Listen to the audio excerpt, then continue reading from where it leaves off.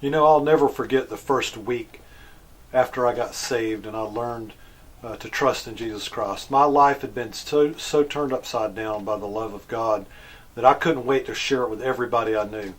And I remember in particular one person that was a little bit older than me that worked with me, and I finally caught this guy alone, and I began to share with him the change that had happened in my life once I had discovered Jesus Christ and the reality. I mean, I grew up knowing about Jesus, but when I became to a reality, or when it became real to me, that He loved me, and when I accepted Him as my Savior, and I felt so clean and so good, and I couldn't wait to share it with everybody. And this man, I was speaking to him about it, and I poured my whole heart out to him, and he looked at me and he said, "Well, you know, I'm glad for you, but you don't know what I've been through."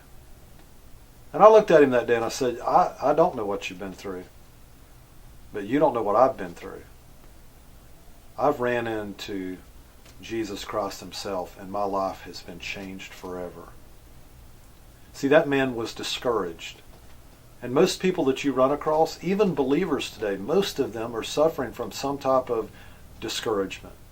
And Paul tells us in 1 Thessalonians chapter 5, verse 11, he says, encourage one another, build one another up. So many people I know, they're looking for a ministry. They tell me, you know, I don't know what God has called me to do. But if you have any contact with any other human beings at any part of your week, then you have a great job, a great call that God has called you to, and all believers to, and that's to encourage others and to build others up. You know, just a few words can change someone's life, their entire destiny. I can look back at times in my life and where just a simple word of encouragement gave me the courage to move forward and to believe for something bigger. You may be all it takes to carry someone else to their destiny.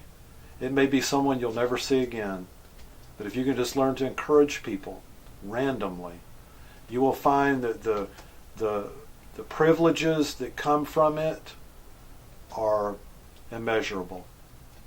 God's love will flood your heart as you begin to let it pour out of you.